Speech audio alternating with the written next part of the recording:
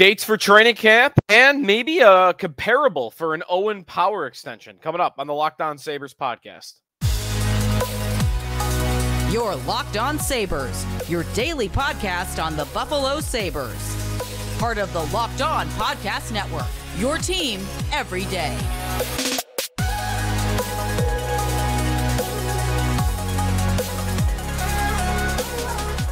And thanks for making Locked On Sabres your first listen every day. We are free and available wherever you get your podcasts. Part of the Locked On Podcast Network, your team every day. We're also available on YouTube where you can watch the show. And you could always leave a comment in the comment section on YouTube if you like, or you could reach out to us on Twitter. I'm there at Sneaky Joe Sports, or the podcast account is at Locked On Sabres. A bunch to get to on today's show, including dates for training camp, also the red and black schedule in full, as well as a contract signed in the NHL that is the best possible comparison for an Owen Power extension, which I've been telling you I don't think is going to happen, but here maybe it just might.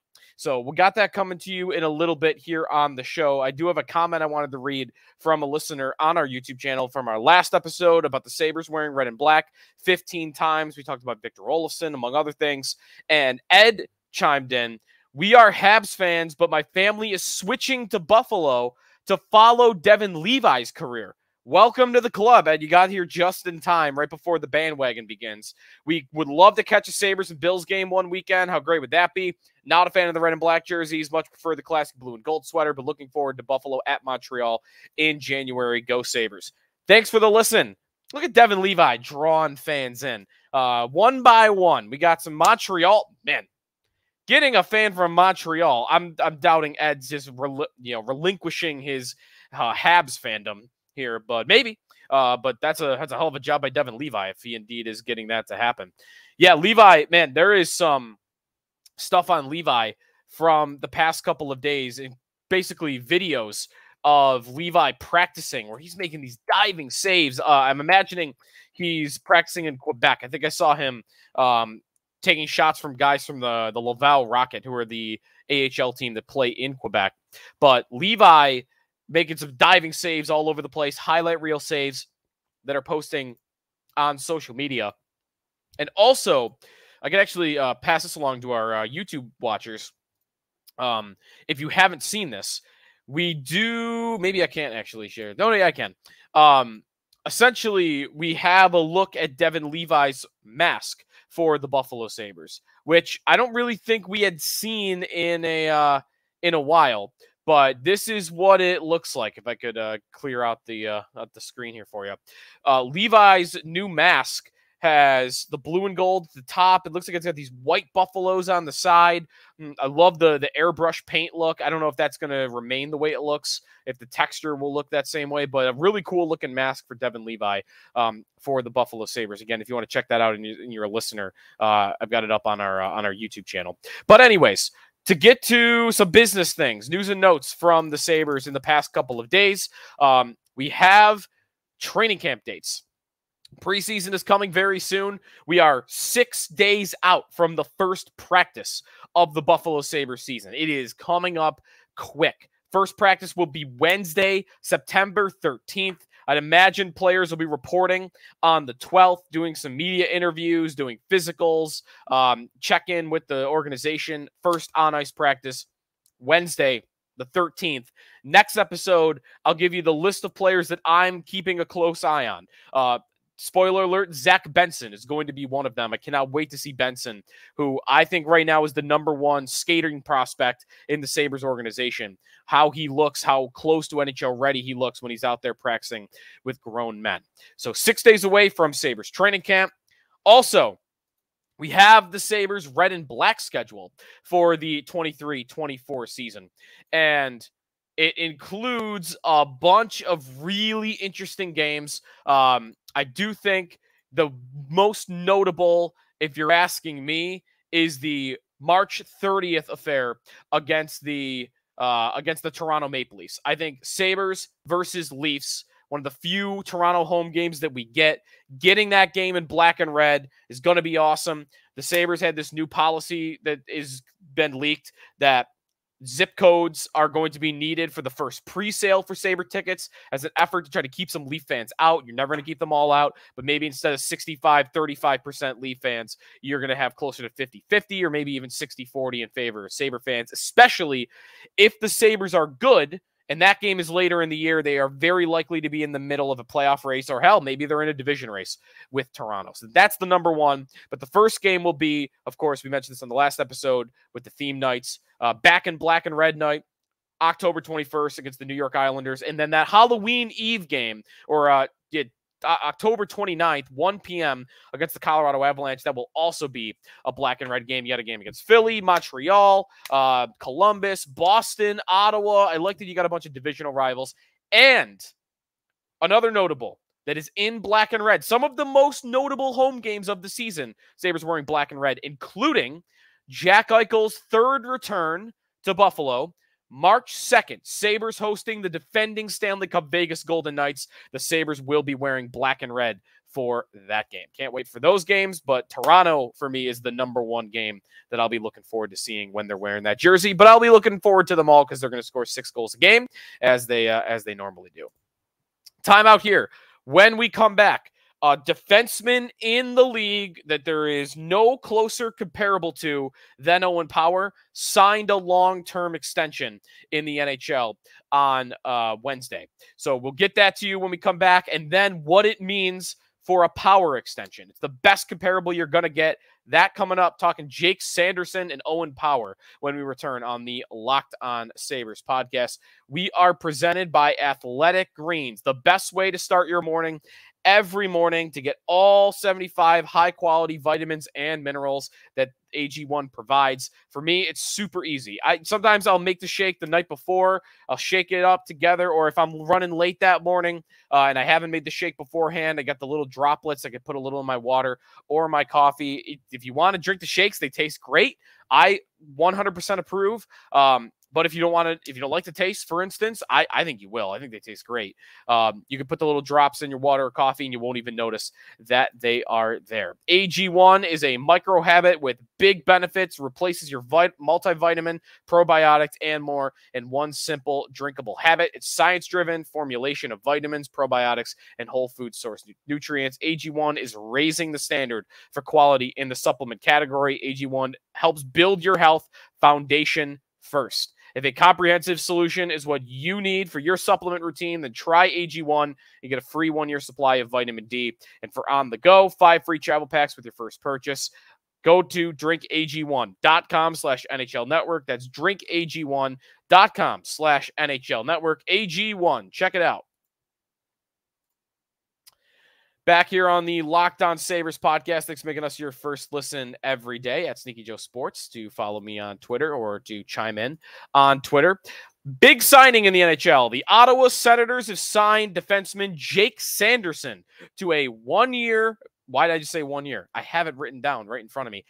8 years, $8.05 million deal. A big extension for the 20-year-old defenseman who has only played 1 year in the NHL. Maybe that's where I got that one from. 77 games played, 4 goals, 28 assists, 32 points. He was the 5th overall pick in the 2020 draft, and Ottawa has locked him up. This is a player, by the way, which when I did my Team North America exercise the other day for what that under-23 team would look like if they did it today, I forgot about Jake Sanderson because he is one of the good up-and-coming defensemen, the great up-and-coming defenseman in the NHL, and someone to be worried about in the Atlantic Division for years to come.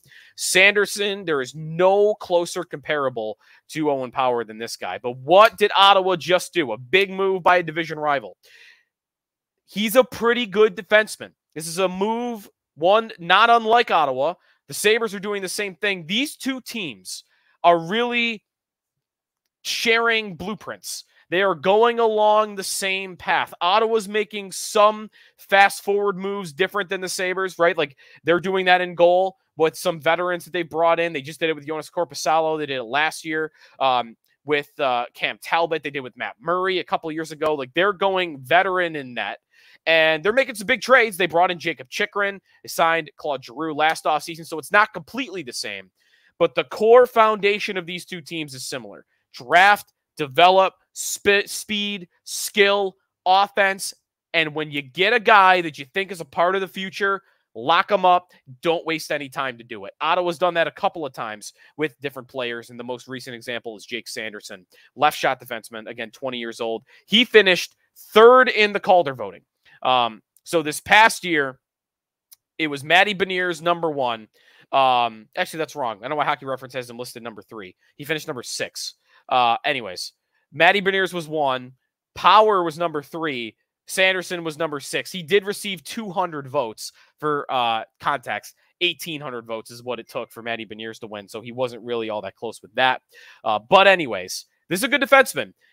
Andy and Rono Hockey, which I like to point out their advanced stats on some of these players because they put the numbers into percentiles, which is always easy to digest. They've got Jake Sanderson as an offensive defenseman, 54 out of 100 in this past year. Transition game, 86 out of 100. Defense, 49 out of 100 for an overall score of a 54. It's good for a young defenseman, a first-year, 20-year-old rookie defenseman. That's a really strong campaign where he's most, talented, carries, and entry passes. If you need, that's why he's such a high transitions guy. If you need someone to get you into the zone, he is the quarterback to do that for you, whether that's 5-on-5 or on the power play. He's also incredible at getting the puck out of his own end. He got an 86 out of 100 score for that.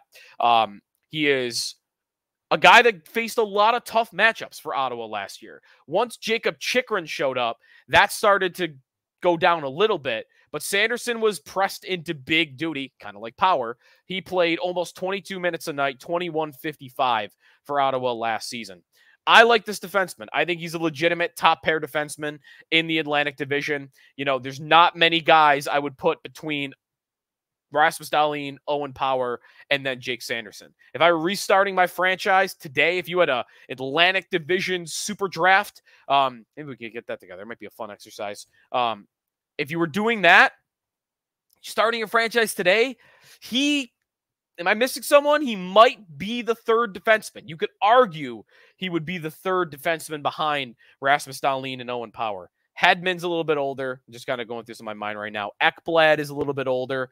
Maybe Ekblad would be the third guy. Montour is older. I don't know. For Morgan Riley, he might be third. I might be missing somebody obvious. So, yell at me. Point out and yell at me on YouTube and Twitter if you want on that. But I like this player a lot. There's more growth to be had here. He's got a good frame too, 6'3", 195. And Ottawa, it's just a continuation of my thought on the Ottawa Senators that they are a team to be reckoned with. And as much as the Sabres are making strides to compete in the Atlantic Division, Ottawa is right there with them every step of the way. I do think both of these teams have it in them to make the playoffs this year together. They'd have to bounce out to veteran teams, maybe Tampa, maybe Boston. That's not unrealistic to me that both of those teams exit with the Sabres and Senators jumping in. I like Ottawa a lot. I like Jake Sanderson a lot. I like the signing a lot. $8.05 million. If the guy's going to be a top pair defenseman for you the next 8 years, that's going to be an incredible contract for the Senators. And again, smart move by them to sign these guys early. Sanderson compared to Power. How good a comparison is it?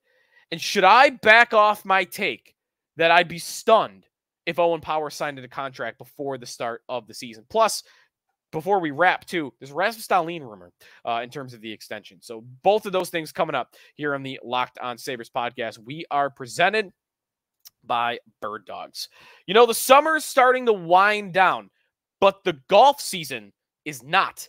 We have at least a month and a half left of golf season, but summer's basically over. If you live in Buffalo like me, we got a hot week this week, some temperatures in the 90s, but that's going to fade as the week ends here. And then we're going to get back into the 60s and the low 70s at night. It's going to be even dropping into the 50s. And when that happens, I need my Bird Dogs. If I'm going out at night, if I'm have a late tea time, give me my Bird Dogs because they're light and they're breathable. So if the sun is still up, then I'm not going to be sweating in them. But once it starts to get a little chilly at night, I'm going to be a lot more comfortable than if I was wearing shorts. And you could wear them for almost anything.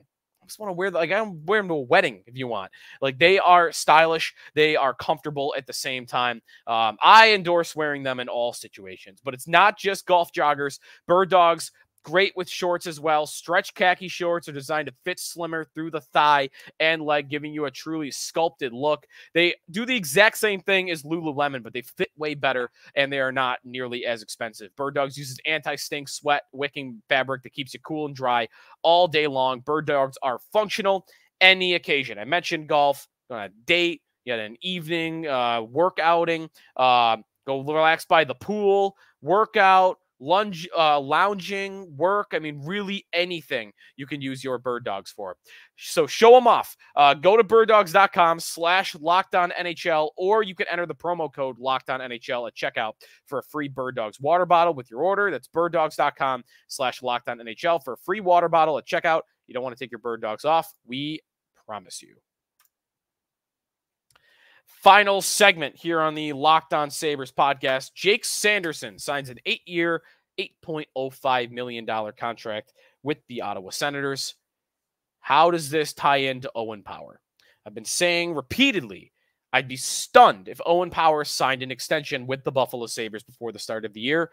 I don't see how it benefits him to sign this early when he is a number 1 overall pick with superstar potential to settle this early. If I were Owen Power, if I were his agent, I would tell him, bet on yourself. Even if it's just for 1 more year, you have got a lot of time here to figure out an extension with the Sabres and see if you could turn into a player. Like, I think if I were his agent, I'd tell him, you should be this. I think you can become this, a $10+ million a year player. Right now, how much more than that 8.05 that Sanderson got would Power think he could get? Well, there's a lot of similarities between the two players that if I were the Sabres, I would be pointing to. Jake Sanderson last year for the Ottawa Senators, 77 games, 4 goals, 28 assists, 32 points. Owen Power with the Sabres last year, 79 games, 4 goals, 31 assists, 35 points, almost exactly the same numbers. Power actually playing a few more minutes a night. Sanderson playing roughly 22 minutes a night, and Power playing roughly 24 minutes a night. Both 20 years old, both top 5 picks. Sanderson, I mentioned, the 5th overall pick in 2020. Power, the 1st overall pick in 2021. They're both strong right now when it comes to the transition game. Power at Andy and Rono stats, I mentioned Sanderson, 54 for offense. Power a lot stronger, 78 for offense out of 100. Transition game, that's where Sanderson thrived. Like 86 for Sanderson, 78 for Power. Not too far off. Defense is where the biggest difference might be right now. Well, as much as Power is better than Sanderson overall offensive score, defensive score, he's a lot lower than Sanderson. Sanderson a 49, Power a 28. But all of that together, it's not too far off, but Power is better at this point. 78 overall, or 73 score for Power overall from Andy and Rono versus a 54 from Sanderson. Power's a better player, and he was a higher draft pick. So to me, he warrants getting more than Sanderson. I don't know that he would sign for more. Maybe the Sabres would try to get him for the same offer as Sanderson because of all the similarities. But if you dive into the underlying numbers, I think Owen Power is a better player right now than Jake Sanderson, and he projects out as a better player as well. Swift skater. He's got the size advantage on Sanderson by 3 inches and a good amount of weight right now. And everything that Sanderson does well, Power projects to do just as well with a little bit of extra ability to his game, I think. So right now, if Sanderson's going for 8 years, $8.05 million, maybe Power does sign, and maybe it's for 8.5. That might be a guess, a good guess from me. It's above Sanderson, which he warrants, but not by a crazy amount. The Sabres would be getting a team-friendly discount while giving Power, a contract worthy of signing early, giving him over $70 million total. So maybe the Sabres would even be willing to go over $8.5 million. I try to put myself in the player's shoes for this. And if I were Power's agent, I'd tell Power, we're not signing for less than 9 because you are going to become a $9+ million player. I would tell him you're going to become a 10+, but for sure you're going to become 9+. So I wouldn't sign for less than 9. Hey, Sabres, you want a discount? You'll get $1.5 million to $2 million discount. Look at Dahlin right now. The rumor on Dahlin, by the way, that I teased after the whistle with Andrew Peters, Craig Gervais, mentioned on their podcast that they've heard Dahlin contract's going to come in around 8 years, $10.5 million. Not too far off what we expected, if that indeed is what ends up happening. $10.5 million. I'm Power's agent. Hey, look what happened with Dahlin. You decided to bridge deal him, and look what happened. You had to pay him $10.5 million a year. He's worth it. But it's not a team-friendly contract. It's exactly what he's worth. All right. You don't want to pay us $10.5 million in 3 years. You're going to give us 9.25 right now. That would be my thought process as Power's agent. So how likely are we to get an extension? Let's just say I went from almost a 0 in thinking that this could happen 2 days ago to today. You know, my mind is open to it. Maybe in my mind, it's like 25%. I would give it the Power signs before the season, but they probably got to do Dahlin first. I can't believe they would sign Power to an 8-year deal before signing Dahlin to an 8-year deal. Priorities. And Dahlin's got to be priority one. That's it for us, though, on the Locked On Sabres podcast. Did I miss anything? I think that's it. Again, if you want to reach out to the show, get your voice heard on the show at Locked On Sabres or on our YouTube channel. Next time on the show, I mentioned training camp 6 days away. I'll have, how many players should I do? 5. My 5 players to keep an eye on or to watch for at Sabres training camp. We'll talk Sabres camp next time on the Locked On Sabres podcast as we inch closer to the Sabres preseason. Again, we are really sneaking up on that. We are 17 days away from Sabres preseason. 9 days between the first practice and preseason game is usually more than I remembered, but can't hurt. Thanks for listening. We'll talk to you next time here on the Locked On Sabres podcast.